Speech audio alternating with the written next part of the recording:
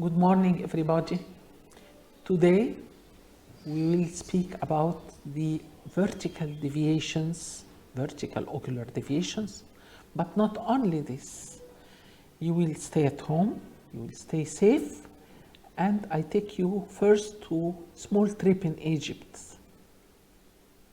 I know this is boring to stay at home. These are the Sphinx and pyramids, Abu Simbel, here Karnak, ancient Egyptian drawings in the temples, Tutankhamun, and the beauty Nefertiti. I'll take you, this is a virtual trip and you can make a real one 6 months later perhaps, okay? Thank you. Now we'll speak about the diagnosis of vertical ocular deviations.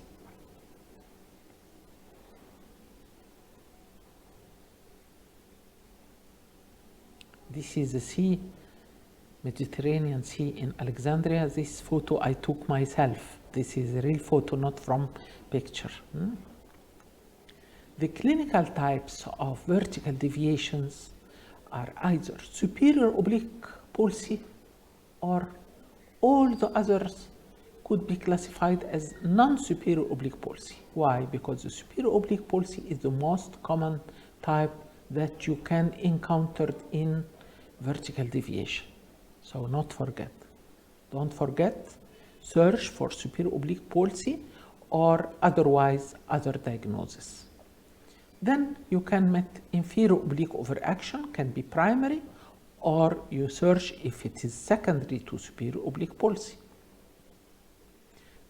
Dissociated vertical deviation can be a cause. Duane retraction syndrome with the sharply oblique movement of the globe, either up and in or down and in with adduction. Double elevator palsy, and its name now is the monocular elevation deficit, but I'm writing you both names. Double elevator palsy is the old name, monocular elevation deficit is the actual name now. Brown syndrome or superior oblique tendon sheath syndrome. Thyroid ophthalmopathy. Blowout fractures in the face. Head injuries. Others, and congenital fibrosis of the extraocular muscle could cause vertical deviations. Now the superior oblique paresis, like this one, is presented by head tilt toward the normal side, face turn, and chin depression. Of course, we have cut the face because he is a well-known man, but we put the eyes in adduction to show you there is hypertrophy of the eye in adduction. If you examine a patient and you don't examine abduction, adduction, you will miss some serious condition.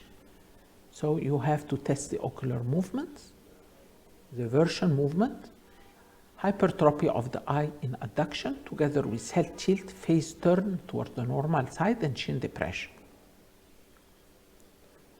Also, she's very evident head tilt and face turn. She's in the operating room, but we cannot detect the deviation like this. We have to correct the head position, someone hold her head, and then put her in adduction, put this left eye in adduction, that is, ask her to look to the right.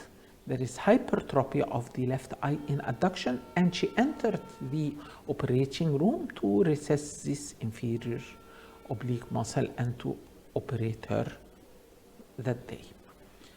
Another patient, here some head tilt. In adduction, there is hypertrophy of the eye in adduction. So without asking the patient to look right and left and to adduct both eyes alternatively, we cannot detect this hypertrophy, and you miss the diagnosis. So don't miss the diagnosis, please.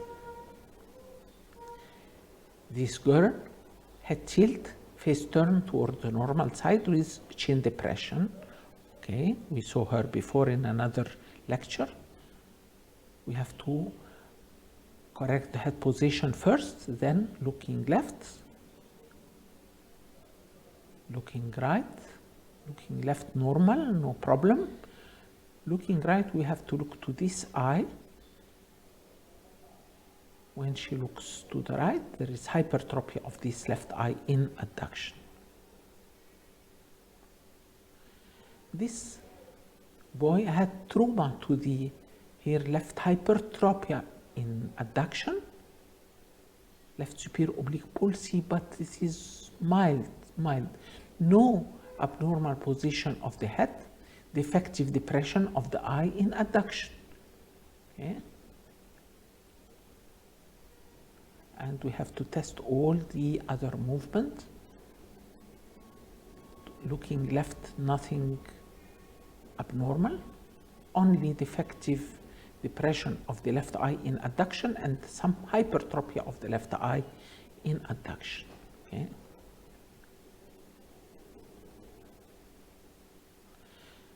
Now, to diagnose a case with suspected muscle paralysis, hypertrophy with suspected paralysis of an extraocular muscle, we have to do the Park 3-step test. This test is used to identify which muscle is paralytic in patients with a vertical deviation caused by a muscle palsy. Step number 1. Where or which eye is the hypertropic one? If the left eye is hypertropic like all of these or most of these patients we have seen, so this is step number 1. Left eye is hypertropic, so either the depressors of this left eye are affected, which are the superior oblique and inferior rectus, or the elevators of the right eye are the affected muscles, superior rectus of the right eye and inferior oblique of the right eye. This is step number 1. Either depressors of the left eye or elevator of the right eye are affected. Now, step number 2. We let the patient look to the left and look to the right.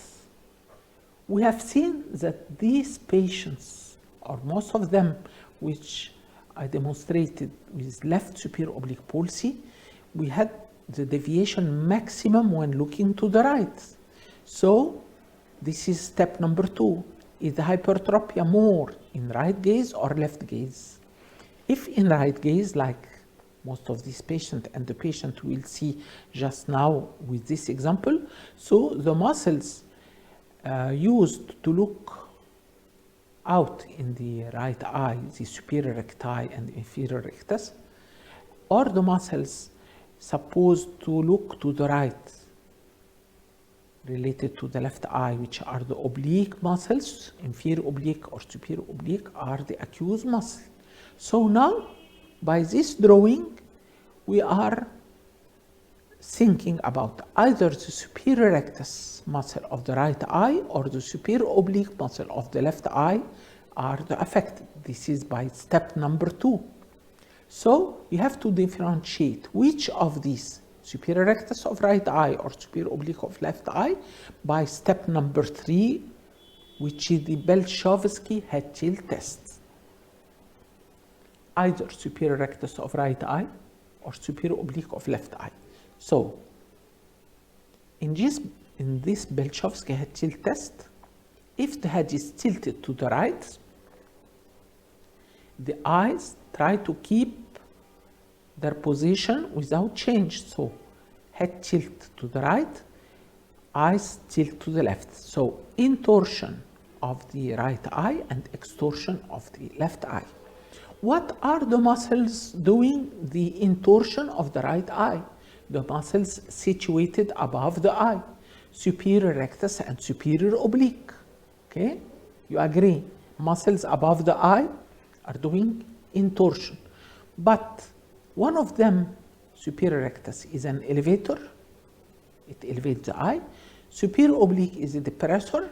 If both of them are intact, so the eye will be intorted, but without elevation or depression. Both are intact. Also, the left eye, if it is turned turned out this is extorsion of the left eye. What are the muscles responsible for extorsion? The muscle below the eye, which are the inferior rectus and the inferior oblique. One of them is a depressor, inferior rectus, and one of them is an elevator, the inferior oblique. Since both are intact, nothing will occur, no hypertrophy and no hypertropia. Since both muscles are occur, there is extorsion only in this head tilt to the right. Okay? I am explaining this test slowly because you have to know the explanation and then to study or to learn by heart what is occurring. Now, if we tilt the head to the left, in these cases, tilting the head to the left, there will be intorsion of the left eye and extorsion of the right eye. Let us look to the right eye first. What are the muscles doing extorsion? The muscles below the globe, inferior rectus and inferior oblique. One of them, the inferior rectus, is a depressor, inferior oblique is an elevator. Both are intact, so the eye position remains the same, only extorsion. Looking to the left eye, as in our cases, when the head is tilted to the left, there is intorsion of the left eye. The intorsion is done by the muscles above the globe, superior oblique and superior rectus. If the superior oblique is paralyzed, no depression by the superior oblique will happen, but the superior rectus will act alone with intorsion and elevation, and so there is hypertropia of the left eye in adduction in cases of left superior oblique palsy. So this conclusion here is left hypertropia with left head tilt equal left superior oblique palsy. We can study it by heart, because if you are asked this in a multiple choice question in rapidity and you are tense during the exam, if you understand it, okay, and you study it. Left hypertropia with left head tilt equal left superior oblique palsy. Okay? Any question? بعدين left hypertropia with left head tilt equal left superior oblique palsy. Let us see this example for the Park 3-step test. In this lady, of course, it is evident that the left eye here is hypertropic. So this is step number 1. Either the depressors of the left eye are affected or the elevators of the right eye are affected. This is step number 1. Okay? Now, step number 2 is the deviation, more when looking to the left or when looking to the right. Of course, the deviation was more when looking to the right. Here there is hypertropia evident when looking to the right. This is step number 2. Now we go to step number 3. The Belchovsky head tilt test. Head tilt to the left and head tilt to the right. There is hypertropia more evident with head tilt to the left. Belchovsky head tilt test. Left hypertropia with left head tilt equal left superior oblique palsy. Okay? This is the same example that we saw on the diagram. Left hypertropia. So either the depressors of the left eye are affected or the elevators of the right eye. Okay? And then when looking to the right, deviation was more. This is step number 2. Deviation was more when looking to the right. So either the right superior rectus or the left superior oblique are affected. To differentiate which of these two muscles, we have to do the Belchovsky head tilt test. And here it is evident that the hypertropia increased with left head tilt. Left hypertropia with left head tilt equal left superior oblique palsy, and we saw this before in the diagram. Here are some of the examples. Left superior oblique palsy. Here, head tilt toward the normal side and face turned toward the normal side, and hypertrophy of the left eye in adduction. See here, intraoperative, the left inferior oblique was so bulky, and we disinserted and changed the insertion here according to the graded recession and related to the inferior rectus insertion. Here is the inferior rectus insertion. We inserted it just lateral and a little away back, and this is having special measures to correct it, and this is the post-operative appearance. The head position is corrected, and the eye, the hypertrophy is corrected, and the patient here is smiling and she is happy from the result. And this just snapshots from the surgery to see how the inferior oblique was bulky and was having strong action, unopposed strong action. Here is again Park's three-step test. Sorry, this is the handwriting, the writing is, the picture is coming in front of the writing, no problem. Step number 1, left eye is hypertropic. Also, all cases, I don't know, are left superior oblique palsy, left eye hypertropic. Either the depressors here are affected or the elevator of the right eye are affected. Looking left, no problem, but looking right, there is hypertrophy of the left eye in adduction, denoting that either the superior rectus here is the affected one or superior oblique of the left eye is affected. Now, the Belchovsky head tilt test. Belchovsky head tilt test, there is more hypertrophy of the left eye with left head tilt equal left superior oblique palsy. Hypertrophy of the left eye with left head tilt equal left superior oblique palsy. I think you know it by heart now, by the diagram and by patients. Here is a case of bilateral superior oblique palsy. In the primary position is normal but chin depression, but we have to ask the patient to look left and right to put both eyes in adduction. His right eye hypertrophy in adduction and left eye hypertrophy of the left eye in adduction more than the right eye, and here even some small head tilt to the right because the left hypertrophy in adduction, which is denoting left superior oblique palsy, was more than the right superior oblique palsy. Here again bilateral superior oblique palsy, right hypertrophy in adduction more than the left hypertrophy in adduction, and note here that the head slightly, it was more tilted to the left, but the father is holding the head strongly and firmly so that we can examine the eye movement.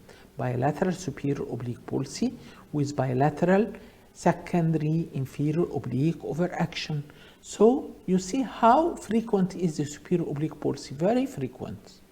Here also head tilt here to the left, and case of bilateral superior oblique palsy, and we can detect it not from the primary position but by the version movement looking left and looking right, so that the eye is put in adduction to denote and to see the hypertrophy of both eyes, hypertrophy of right eye and hypertrophy of the left eye in adduction.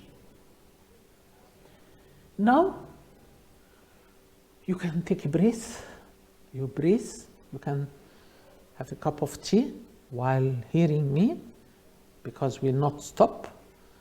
And now we are speaking about the other causes of vertical deviation. Now inferior oblique overaction here in the left eye, and it is present in 60 or more of the congenital esotropia.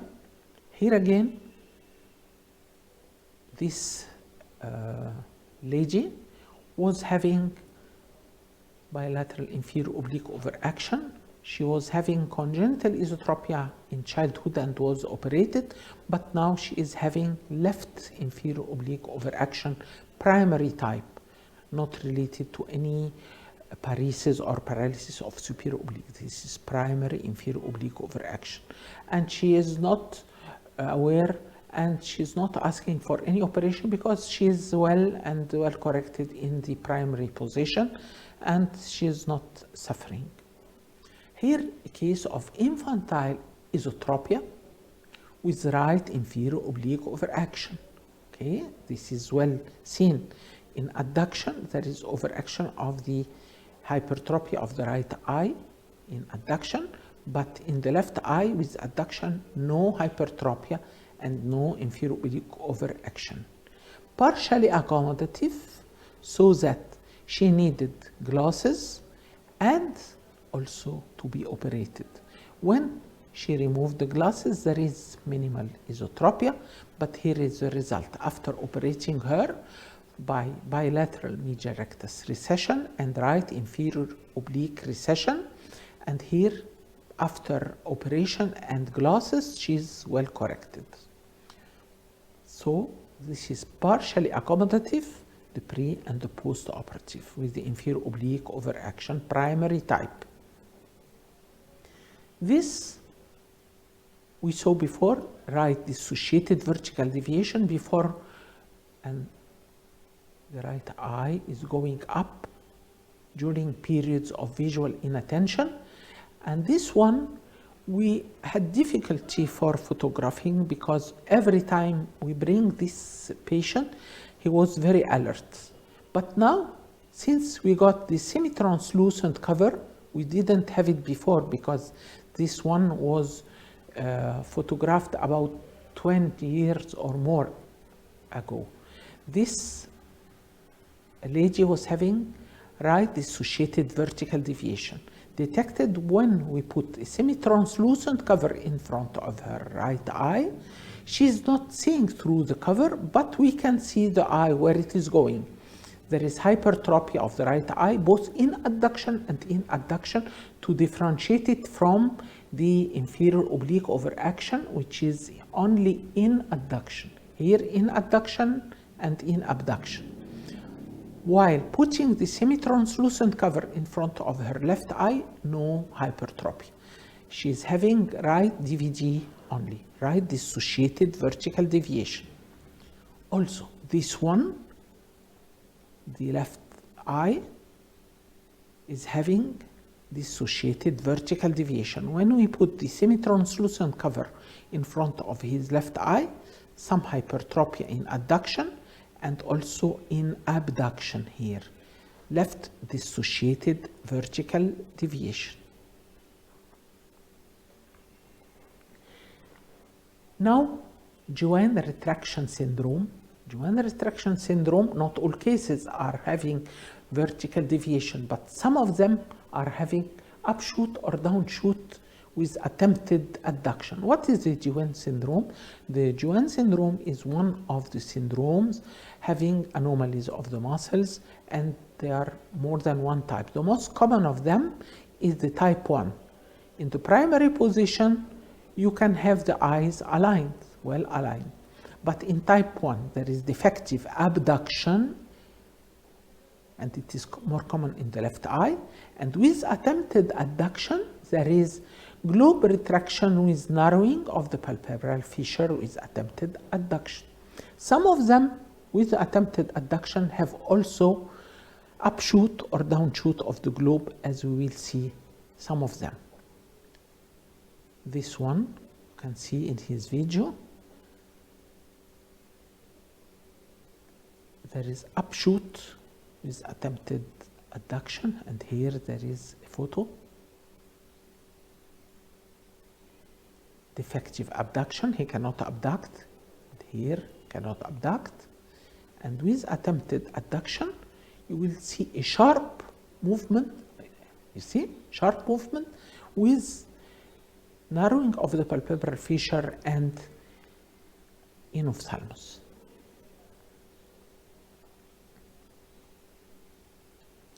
There is one Duane syndrome type 2 or exotropic Duane with downshoot with attempted adduction. Exotropic eye, and when she attempted to adduct the globe, she got downshoot. Here also Duane syndrome type 3, defective both abduction and adduction. No abduction, no adduction, but with attempted adduction, there is narrowing of the palpebral fissure and retraction of the globe with upshoot. Here, this boy is having Duane syndrome in the right eye. To differentiate the Duane syndrome from inferior oblique overaction, the Duane syndrome, as we know, he's having Duane type 1, defective abduction here, and in attempted adduction, there is narrowing of the palpebral fissure and globe retraction, and also upshoot of the globe as in inferior oblique overaction, but also downshoot of the globe can occur if this attempted adduction is at the same time below the midline. So in cases of Duane syndrome, due to the tight muscles and due to many factors, the upshoot can occur, and at the same time, sometimes downshoot. Also, there is another case with Duane syndrome in the right eye, type 1, with attempted adduction. There is sometimes upshoot and sometimes downshoot.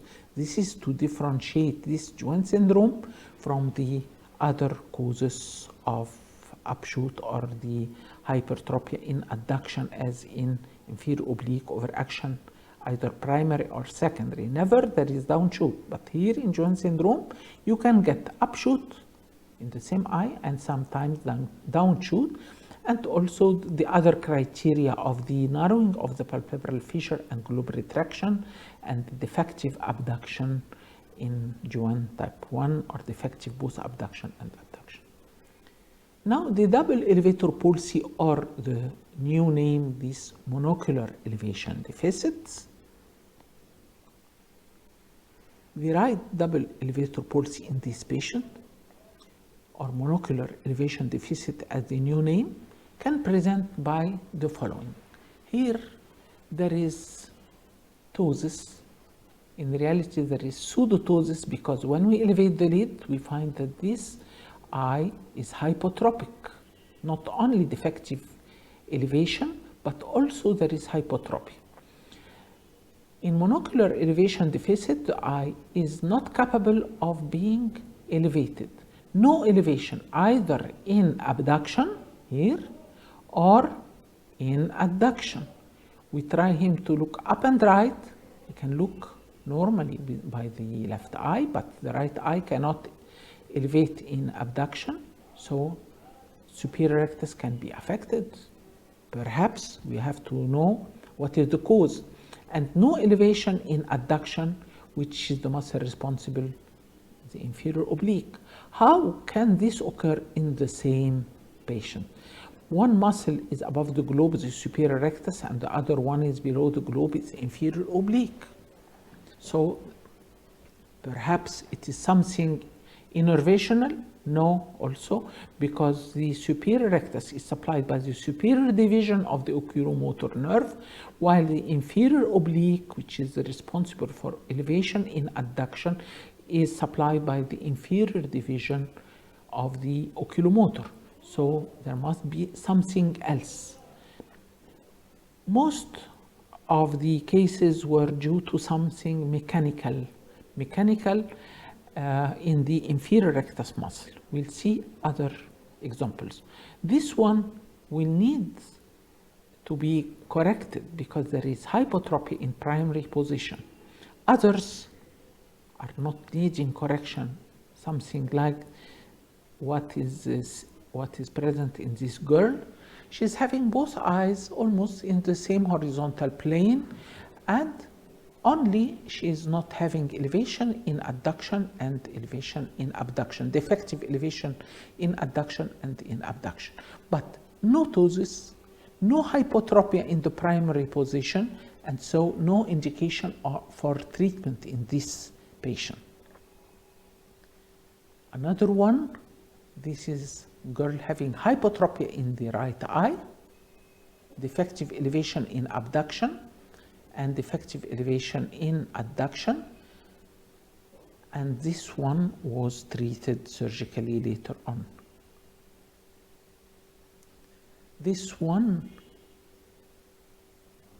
was having right ptosis and hypotropia, but when covering her left eye, the ptosis has disappeared, so this is right pseudoptosis. Okay, the eye was found hypotropic, defective elevation either in adduction or in abduction. Also, here with movement of the mouth, there was jaw winking. Movement of the mouth to the left was accompanied by opening of the upper eyelid, elevation of the upper eyelid, and elevation of this hypotropia. 7 years later, she was afraid to do any surgery, and the parents were hesitated, but this was 7 years later. Defective elevation in abduction and defective elevation in the primary position and in adduction. But this was operated by a recession of the inferior rectus by hangback technique. The inferior rectus was recessed with large recession with hangback technique here, because we cannot go back as far back as possible. So the hangback technique was the easiest one. The eye position is corrected, and also the lid position is corrected, and no need for another surgery for the lid. The lid was following the eye. When the eye was hypotropic, she had this ptosis, and when the eye is corrected and with no hypotropia, and the lid is corrected spontaneously. Before doing the operation, we did the force reduction test, which was very important to do it, to detect any tight muscle. Oh, sorry, I return to the previous one. The force reduction test is performed if there is evidence of limited duction or tight muscle for the recti muscle. Now we want to detect if there is restriction or fibrosis of the inferior rectus muscle. What we do in this force reduction test, first of all, we grasp the conjunctiva with toothed forceps at the limbus in front of the insertion just of the inferior rectus muscle. Okay? Then we grasp the globe and we pull it forward to put the muscle under tension, proptose the eye. After proptosing the eye, we try to make the eye turn in the opposite direction, that is, to turn upward. Pull the eye away from the muscle being tested. For inferior rectus, we turn the eye up. Thus, we place the rectus muscle on stretch. If the muscle is fibrotic, the eye will not be turned up, and we will feel great resistance on trying to do this. And so this force reduction test is very helpful to detect any fibrosis of the one of the recti muscle. The one to being tested is the inferior rectus muscle in this case. Now, Brown syndrome. Brown syndrome is the contrary. When the eye is put in adduction, there is defective elevation. In the other cases, in the superior oblique overaction and in the primary inferior oblique overaction and the cases of upshoot of Duane syndrome, there is hypertrophy of the eye in adduction. But here in Brown syndrome, there is defective elevation of the eye in adduction. But in the primary position, he is not suffering from anything. And many cases like this are discovered by the doctor and not complaining from the parent or from the patient himself. And so this is called the superior oblique tendon sheath syndrome. And in many literature, it disappeared gradually by age. And since they are not complaining of, they are not treated. Primary position is good. And when he is making like this, it is only during being examined by the ophthalmologist. Here is a condition of congenital fibrosis of extraocular muscles. We have cases to show to you. This patient was very problematic, having bilateral alternating hypotropia and alternating exotropia. She had fibrosis of extraocular muscles at the level of the inferior recti and lateral recti. Sometimes hypotropia of the right eye with exotropia of the left, and sometimes hypotropia of the left with exotropia of the right, and also with jaw winking. It is variable with movement of the mouth, of the mandibles. In this case, after making the forced duction test, there was fibrosis and resistance in the inferior recti and lateral recti. So we did her bilateral inferior rectus myotomy, because we just disinserted the inferior recti, and we did lateral rectus recession in both eyes. And then there was some residual exotropia. We did another surgery, more recession for this lateral rectus. And this, after surgery, she's very much corrected, no hypotropia, and almost no exotropia, a little exotropia, but she's very well satisfied, and we don't put her in more risks. She's very well corrected and very satisfied. This is a boy who was having also congenital fibrosis of extraocular muscles, and by forced duction test, he was having bilateral hypotropia. Forced duction test showed resistance in both inferior rectus and inferior rectus in both eyes, and he was having head tilt to see, in order to see, and having ptosis at the same time.